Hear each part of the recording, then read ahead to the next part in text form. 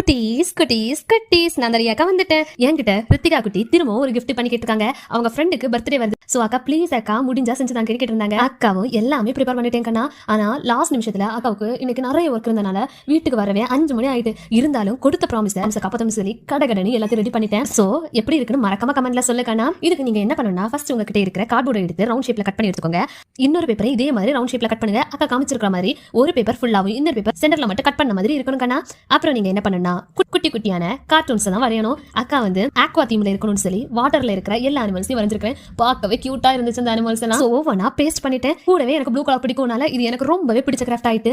Paste பண்ணதுக்கு அப்புறம் இந்த சுட்டி குழந்தை ஒரு பர்த்டே கிஃப்ட்னு சொல்லி தான் கேட்டிருந்தாங்க. சோ இந்த குட்டியான ஃப்ரேம்ல போட்டோ ஒட்டலாம், இல்லனா ஏதாவது கோட்ஸ் கூட எழுதலாம். நிறைய குட்டீஸ் அக்கா கிட்ட சொல்லிருக்கீங்க டீச்சர்ஸ் டேக்கு கிஃப்ட் பண்ணுங்க அக்கா அப்படின்னு.